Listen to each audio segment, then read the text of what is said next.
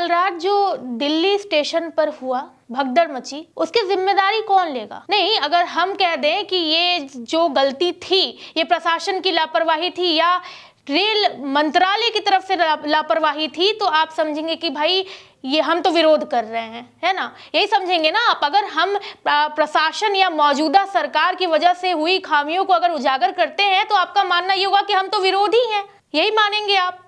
लेकिन कि इसकी जिम्मेदारी कौन लेगा? 18 लोगों की मौत हुई है, 15 घायल बताए जा रहे हैं, कौन जिम्मेदारी लेगा?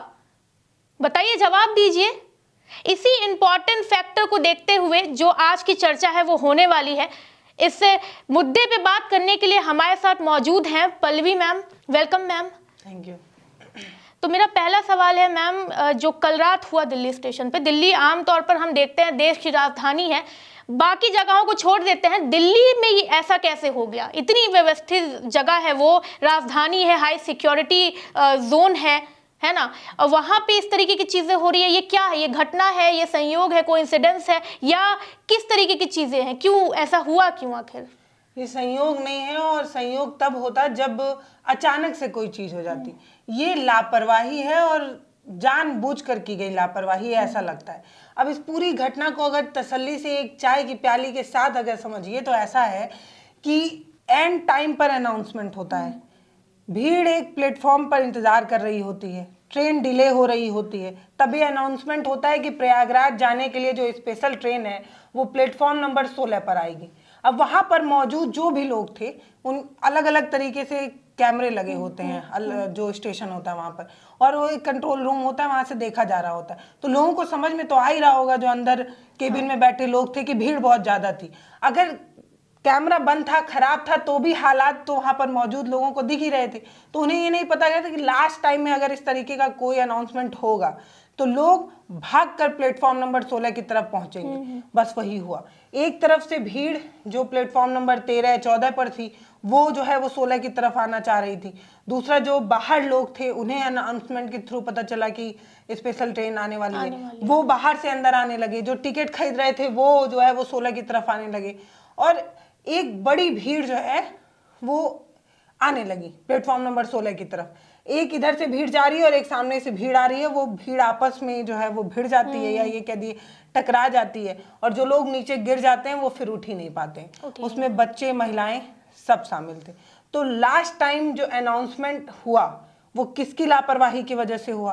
क्या अनाउंसमेंट देने वाला कोई नशे में था, उसे समझ नहीं आ रहा था, उसे भीड़ देखकर समझ नहीं आ रहा था किस तरीके का अनाउंसमेंट होगा, तो लोग जो है वो पैनिक कर जाएंगे।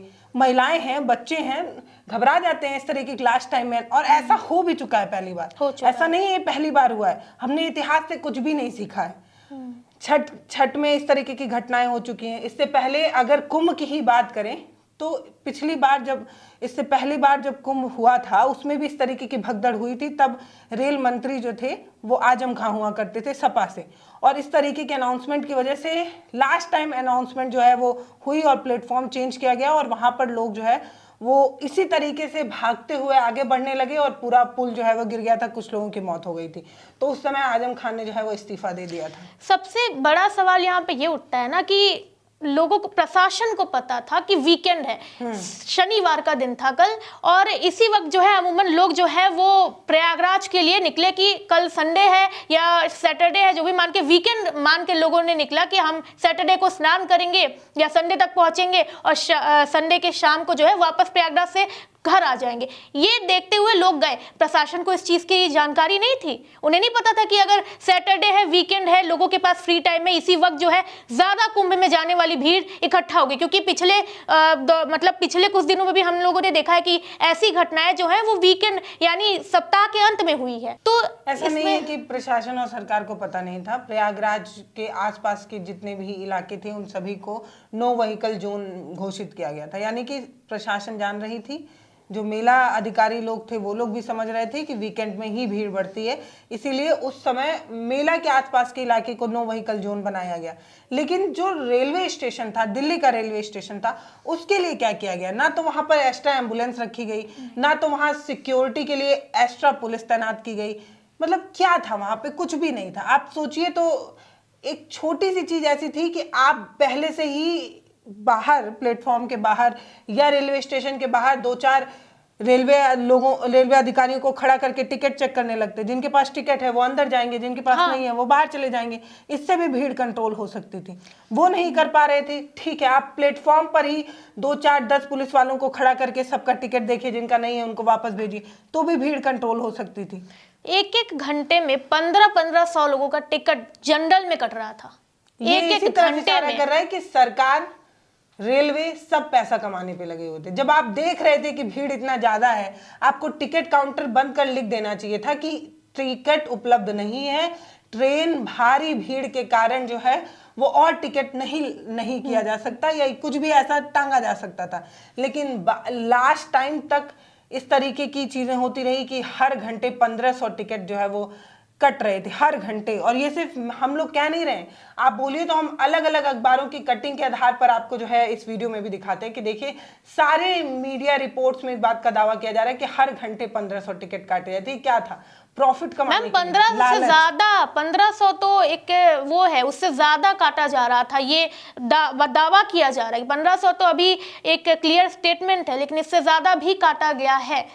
तो ये तो सिर्फ इसी तरफ इशारा है कि पैसा कमाने की होड़ में ऐसा हो रहा था। मतलब जब आप समझ रहे हैं कि भीड़ इतनी ज़्यादा है और आपको ये भी पता है कि ट्रेन कैंसिल हुए जा रही है, भीड़ और बढ़ती जा रही है, ऐसे में मुझे नहीं लगता है कि और ज़्यादा आप टिकट दे के लोगों को अलाउ करते कि आइए टिकट लीजिए और ट्रेन पर सफ़र करिए, जब आप जान ही रहे हैं कि ट्रेन से ज़्यादा, कैपेसिटी से ज़्यादा लोग वहाँ मौजूद हैं। तो आपको उस चीज़ को कंट्रोल करने के लिए कुछ तो करना चाहिए था। अब मैं आपको एक और खबर बताती हूँ। ये भी अखबार में ही रिपोर्ट किया गया है कि जब भगदड़ मची, जब लोगों की जान गई, जब लोग कुचले गए, जब लोग मर रहे थे, तो अधिकारी लोग इसे अफवाह बताकर सो रहे थे। तो ये भी है कि मतलब इस तरीके से भगदड़ होती रही।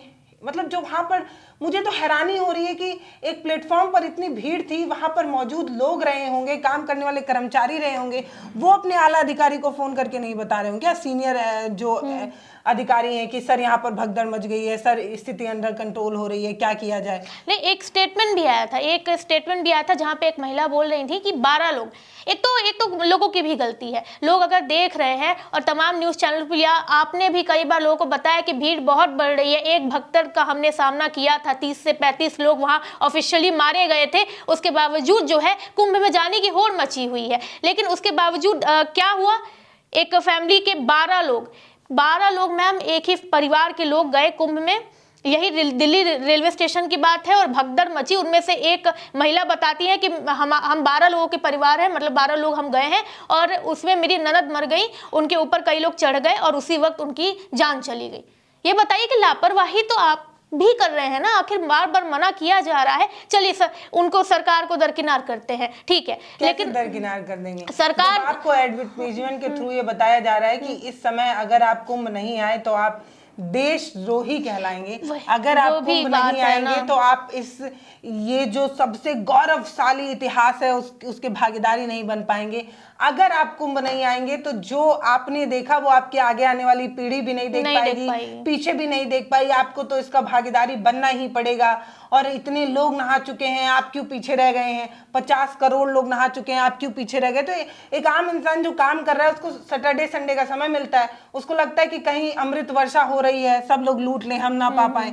तो एक बम्पर ऑफर चल रहा है, सबको जो है वो अमृत वर्षा में नहाना है, तो जिसको छुट्टी मिल रही है वो जा रहा है। और यही बात है, मतलब इस तरीके का एक होता है आस्था।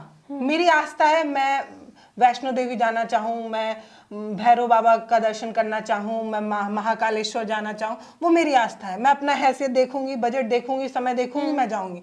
एक होता है फ्री में बसें भेजना, फ्री में आपको यात्रा कराना। अब आप ही सोचिए, आपको कोई बोले कि ये मैं आपको गिफ्ट कर रहा हूँ, हाँ, तो वो ऑब्वियसली हम लोग ले लेंगे। तो गांव में बसें भेजी जा रही हैं, फ्री ट्रेनें चलाई जा रही हैं, कुंभ में आइए। ये जो बसें और ट्रेनें हैं, ये सबसे ज्यादा जिम्मेदारी, भीड़ बढ़ाने की जिम्मेदारी क्रिएट कर रहे हैं। नहीं तो अगर फ्री ट्रेनें नहीं चलती, फ्री बसें नहीं चलती, तो शायद ही कोई गांव की महिला या मजदूर तबका जो 500 रुपए कमा रहा है वो निकल पाता। वो पैसा ही जोड़ने में लग जाता है, उसको अपने बच्चों को पढ़ाना है, दवाई करानी है, सब कुछ करना है। वो जो 500 रुपए दिहाड़ी कमा रहा है वो तो कुंभ नहीं जाता। तो फ्री ट्रेनें चलाकर जो बिहार में जो महिलाएं भगदड़ का शिकार हुई, उन्होंने खुद बताया था कि फ्री ट्रेनें चल रही थी, इसीलिए पति से परमिशन नहीं लेना पड़ा, पैसा नहीं लगना था इसलिए हम निकल आए। ये बीबीसी की रिपोर्ट है। तो उन्होंने बताया कि महिलाएं इसलिए और ज्यादा फ्री महसूस कर रही थी कि उन्हें पति से मांगना नहीं पड़ रहा था, तो वो लोग निकल ली मतलब कुंभ जाने के लिए।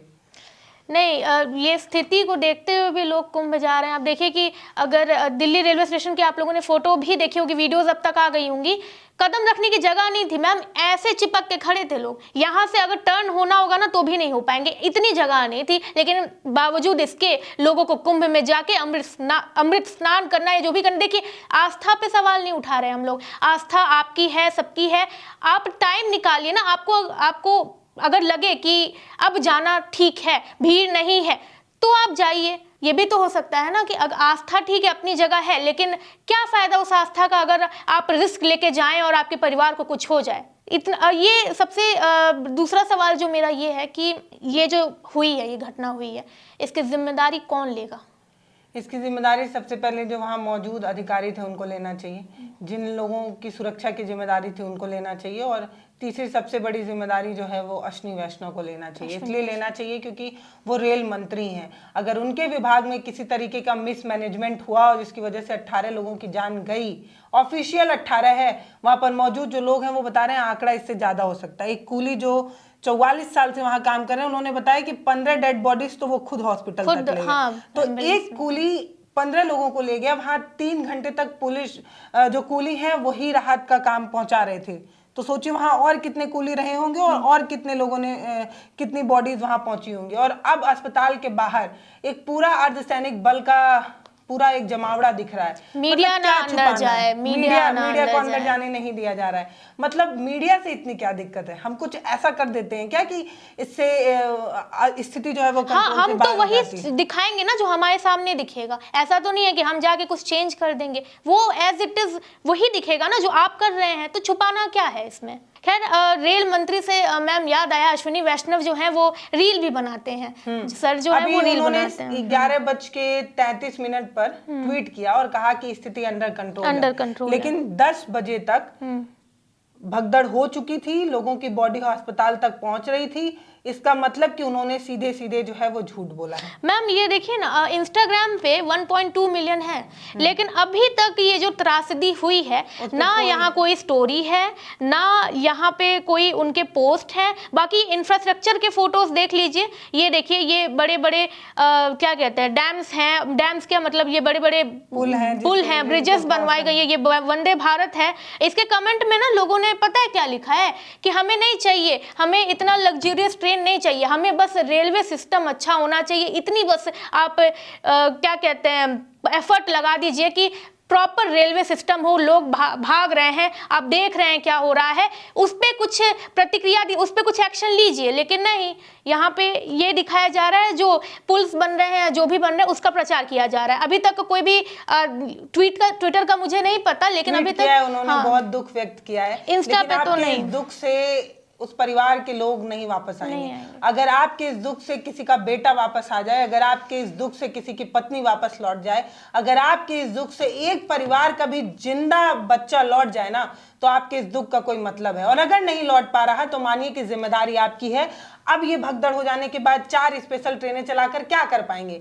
जो 18 लोग मर गए वो जिंदा वापस नहीं आ पाएंगे। दूसरी बात, मुआवजा राशि जो आप बांट रहे हैं, उस मुआवजे राशि से भी किसी का परिवार सुकून की सांस नहीं ले पाता है। जिसका अपना कलेजे का टुकड़ा बिछड़ जाता है ना, एक माँ से पूछिएगा कि वो 9 महीने कोख में कैसे पालती है, उसके बाद उसको बड़ा करती है, उसके बाद सपने बुनती है कि वो कभी अधिकारी मंत्री बनेगा, कोई रोजी रोटी करेगा, बुढ़ापे का सहारा बनेगा, और उसकी लाठी उससे जब छिन जाती है ना, उस माँ से पूछेगा कितना दुख लगता है। आपके 10 लाख रुपए से उस माँ का जो शक्ति आहें हैं उस पर मलहम का काम नहीं कर पाएगा।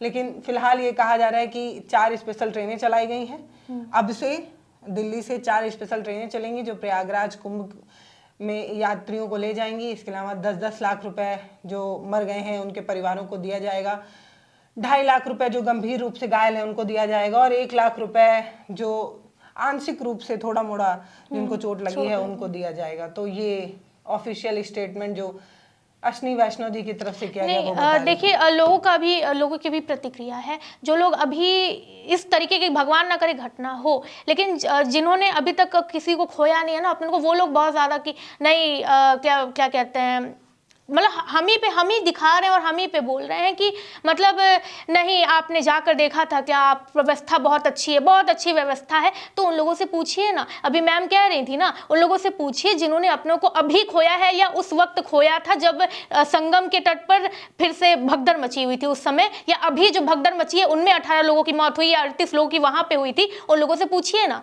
कि कैसी व्यवस्था थी और क्या हुआ। बहुत आसान होता है तारीफ करना, लेकिन बहुत मुश्किल होता है किसी की आंखों में आंखें डालकर वो सवाल पूछ लेना जो जेन्युइन हो। हम मुद्दे का बात ये कर रहे हैं ना कि जब आप अपनी तारीफ में बैनर टंगवा सकते हैं, जब आप अपनी तारीफ में अखबारों में छपवा सकते हैं, जब आप अपनी तारीफ में टीवी चैनल पर आकर बोल सकते हैं, उसी व्यवस्था में अगर कोई कमी रह जाए तो हम सवाल क्यों नहीं पूछ सकते? क्यों हम नहीं पूछ सकते कि आपने इतने करोड़ रुपए फूके, साल भर की तैयारी की, लेकिन इसके बावजूद भी लोगों की जान जा रही है, लगातार जा रही है। और रही बात रेल की ना, तो इस पे हम 3-4 दिनों से लगातार खबरें दिखा रहे हैं कि कैसे पटना में भगदड़ जैसी स्थिति बन रही है, लोग बंबू से एक दूसरे को धक्का दे रहे हैं, खिड़कियां तोड़ रहे हैं, दरवाजे तोड़ रहे हैं। ये सब दिखाकर हम आपको कह रहे थे कि सचेत हो जाइए, जग जाइए, लेकिन अफसोस कि आप गहरी निद्रा में सोए रहे।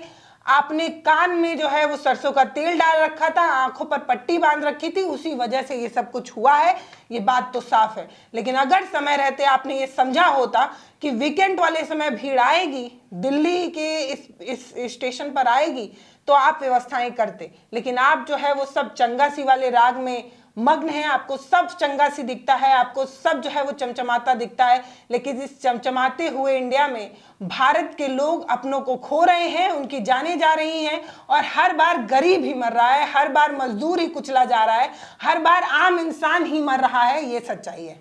नहीं, वो महिला से पूछा गया, एक महिला से पूछा गया भगदड़ के बाद से कि क्या वहाँ प्रशासन या पुलिस थी जब भीड़ इतनी ज़्यादा थी। उन्होंने कहा कुछ भी नहीं था, एक इंसान, एक प्रशासन, मतलब एक पुलिस कर्मी वहाँ नहीं था। जब भीड़ इतनी ज़्यादा थी तो वहाँ पे सेना बल को होना चाहिए था, कोई नहीं था। जब कह रही है जब मेरे परिवार के लोग मारे गए तब जाके अनाउंसमेंट हो रहा है, एट दैट मूवमेंट वहाँ हुआ ही नहीं था। जब भीड़ थी तो वहाँ संभालने के लिए कोई नहीं था। सब यही कह रहे हैं, वहां पे जो लोग मौजूद थे कह रहे हैं कि पुअर मैनेजमेंट है, पॉपुलेशन जो भीड़ कंट्रोल है, क्राउड कंट्रोल है, वो एकदम बहुत ही फेल हो चुकी है रेलवे की। तो ये सब तब होता है जब आप तैयारी नहीं करते हैं, आप सिर्फ विज्ञापन में व्यस्त रहते हैं, आपको सिर्फ ये लगता है कि सब अच्छा ही होगा। पॉजिटिव थिंकिंग बेशक बहुत अच्छी चीज है, लेकिन पॉजिटिव थिंकिंग के भरोसे पलथी मारकर बैठ जाना ये गलत है। अगर इवेंट आप ऑर्गेनाइज कर रहे हैं तो आपको ये समझना चाहिए कि भीड़ आएगी, तो किसी भी तरीके की कोई घटना होती है तो बैकअप प्लान क्या था? ना तो एम्बुलेंस थी, ना तो कोई हेल्प डेस्क बनाए गए थे, ना तो पुलिस वाले तैनात किए गए थे। कुछ भी ऐसा नहीं किया गया था जिससे ये लगता कि प्रशासन, रेल ये इस बात को लेकर सचेत था कि इस तरीके की कोई घटना होगी। मतलब सब एकदम बढ़िया ही होगा ये सोचकर सब लोग बैठे रहे, और इस तरीके की लापरवाही की वजह से 18 लोगों की जान जा चुकी है। जान चली गई। पुलिस वाले, ये वहाँ पे मौजूद दो पुलिस वाले, जो कुछ पुलिस वाले थे, वो महिला ने मतलब वहाँ के लोगों ने बताया भगदड़ के बाद कि पुलिसकर्मी जो है अनाउंस कर रहे थे जान बचानी है अपनी तो महाकुंभ यहाँ से चले जाइए, ठीक है, आपका पैसा नहीं गया है, आपकी जान बची है, चले जाइए यहाँ से। अब बताइए इतनी बुरी स्थिति होगी तभी पुलिस की तरफ से इस तरीके का स्टेटमेंट आ रहा होगा। एक बार आप बैनर टंगा के बुलवाइए, एक बार आप सोशल मीडिया पर आकर कहिए कि उत्तर प्रदेश जो है वो एक नए इतिहास को रच रहा है, 50 करोड़ लोग जो है वो अमृत स्नान कर रहे हैं, इस तरीके की चीज़ें कहिए कि, और एक तरफ आप ये जो लोग वहाँ पहुँच जाएं उन्हें कहिए कि वापस लौट जाइए। ये संभव नहीं है। आदमी प्लानिंग करके निकल जाता है और जब निकल जाता है तो सोचता है अब जब निकल ही गए हैं तो कैसे भी करके पहुँच जाएं। तो अगर इस तरीके की चीज़ें हो रही हैं और सच में अगर आप जिम्मेदारी ले रहे हैं तो आप ये कहिए कि अभी भीड़ बहुत ज़्यादा है, अभी को मानने की आवश्यकता नहीं है। अभी भी सरकार ने ये माना नहीं माना, और पिछली वाली भगदड़ में भी नहीं माना था। तो जिम्मेदार इंसान अपनी गलतियों से सीखता है और सीख कर फिर गलती ना करे, इस चीज़ की भी जिम्मेदारी लेता है। तो मुझे उम्मीद है कि इस चीज़ से हम अब से तो जग जाएंगे।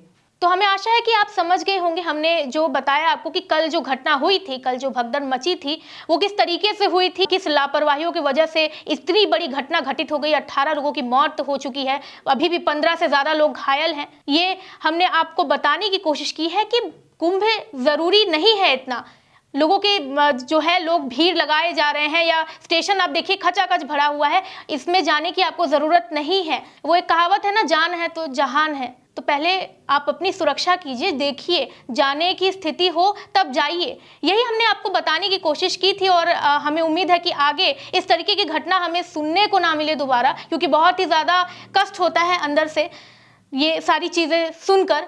हमें उम्मीद है कि हमारी सरकार इस घटना से अब तो सीख लेगी, और जो घायल हैं वो जल्द से जल्द स्वस्थ हों, ऐसी भगवान से प्रार्थना रहेगी।